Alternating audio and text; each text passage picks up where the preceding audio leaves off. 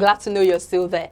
Now, the logistics and supply chain sector is one of the fastest growing industries in Nigeria. Though still in its nascent stage, as of 2018, the value of Nigeria's logistics sector was estimated to be 250 billion naira, a rise from 50 billion naira from 2017 figures. Given the vast nature of the logistics sector, local and foreign operators require coordinated resources to engage the government to improve the overall infrastructure network in Nigeria. To ensure innovation within the infrastructure development cycle of logistics and supply chain, Nigeria requires a national logistics strategy focused on the following areas: transportation and distribution industry, transport and distribution workforce, road infrastructure, among others. Now, let's explore this emerging sector and the opportunities that are bound in it.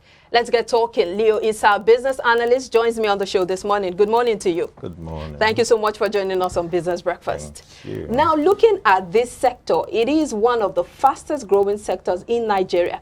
And as I said, as of 2018, the value stood at 250 billion naira, a rise from 50 billion naira in 2017. How do you react to these figures, and what are your thoughts on how the industry is doing currently? Yeah, the industry is doing good.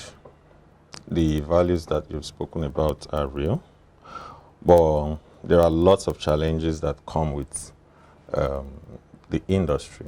But what would you say, before we talk about the challenges, what would you say is responsible for this growth in the industry? The fact that the world is going tech now is one of the factors. The fact that you can order things online, you don't need to leave your house, you don't need to go to several places, you know. Trust is increasing when it comes to people dealing with other persons, you know, business-wise. The fact that you can do all that is a factor which is helping the values to increase. So at that point, you know that if I order from somebody, there is somebody somewhere who should deliver. You understand? And it is happening regularly. So would you say that the COVID-19 pandemic also contributed to the growth? Of course it did. Okay, so let's look at some of the challenges in the sector. Okay. Yes, we're looking at challenges that come from government interference. In terms of policies? In terms of policies, in terms of local government taxes here and there. You know, you register your company for your logistic business and you realize that they come with all sorts of things that you have to make payments for. And apart from that one, you see lots of them on the road hindering people from movement, hindering these logistics persons from moving and doing their own thing. So a lot of them are part of the issues that we're talking about. What about transportation, insecurity? Do they affect the sector? It definitely affects the sector, of course, just like it affects the normal transportation businesses. The logistics are also affected too. Now, in 2020, thereabout, the federal government came up with a new policy saying that existing courier or logistics companies would not have to pay more as licensing fees, and then the smaller ones, which have less than 5 bikes, would have to pay about 250,000 naira as licensing fee. And one of the things they said was the aim of this new policy was to regulate the industry and to ensure that these smaller companies are pushed back to avoid some indiscriminate openings of different companies. Would you say that that was an effective move? Although we know that the Minister of Communication later repealed it and said that it was not going to happen anymore. But would you say that was a move in the right direction? What was your reaction? I would say it was a good thing that it was repealed, you know, because it was going to hinder a lot. We have way over 200 million people in the country. We need people to be able to interact when it comes to deliveries and doing your logistic business, which means we need more of logistics people. We need more of logistic companies. So if you're going to put a hold on people coming on board when it comes to businesses and all of that, because of your ridiculous amounts that you put out there for them to get registered, it will not affect us positively. You understand? So those figures are way high when it comes to everything involved, from purchase of your logistic device, be it buses, be it bikes, from purchases of that to registration to all of that, then 250,000, it's way on the high side. But you don't think there should be some form of regulation? Because especially during the heat of the pandemic, we saw a lot of youths, you know, a lot of people lost their jobs, and then we saw a lot of them venturing into that business because it was one of the most thriving businesses during the pandemic. Sure. And then we saw a lot of people going into it. Before you know it, a woman is opening a small shop. She's, you know, doing the logistics business. You don't think there should be some form of regulation, maybe not imposing financial burden on them, but don't you think there should be some form of regulation? Yeah, like you just said, not imposing that kind of huge financial burden on people is what we're talking about. There are lots of regulations already. So why come up with something new that is not going to actually change the dynamics of what is on ground already? So what are your, you know, predictions? What are the prospects of this industry?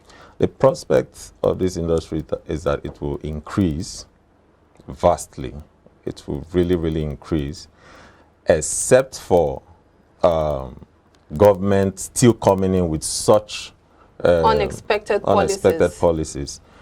It will really, really increase, and it will thrive well. It's thriving already. Let's look at the Nigeria Postal Service, NIPOST, being the regulator and also a key player in the sector.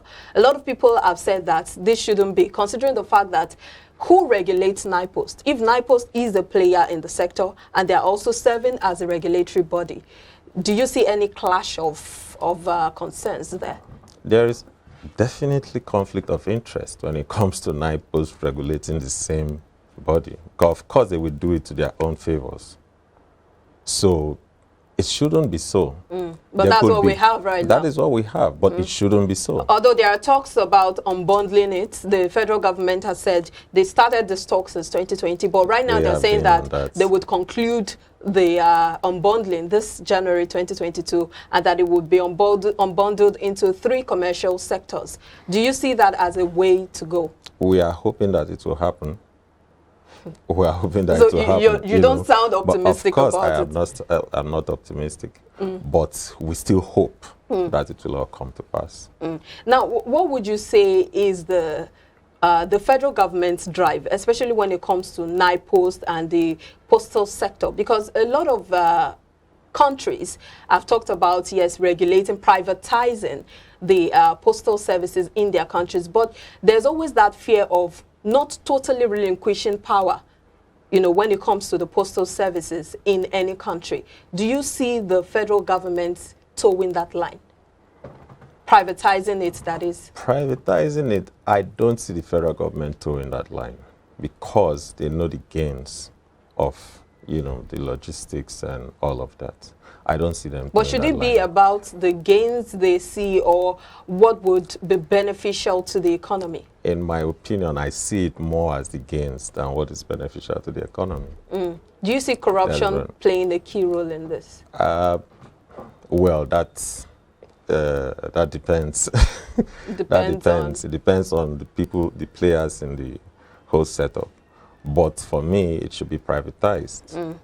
But you know, when we talk about privatization, for instance, the power sector was privatized, and we know that there have been talks about how it was sold to the federal government, allies and cronies, and then we're back to level 0 because the power sector is still in shambles. Which gives you the understanding that it was not completely privatized.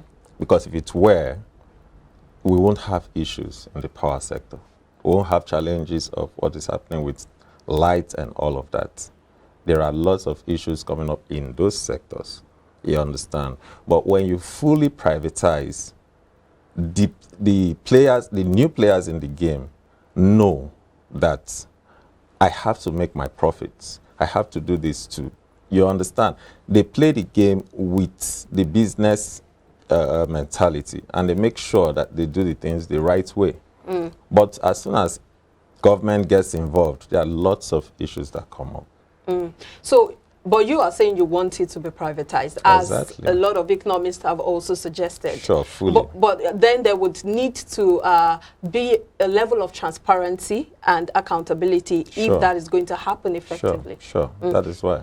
Now, in the first quarter of 2021, the bulk of export transactions were conducted through Apapa Port, with goods valued at 2.58 trillion naira, and that's a total of 88.91% of total exports.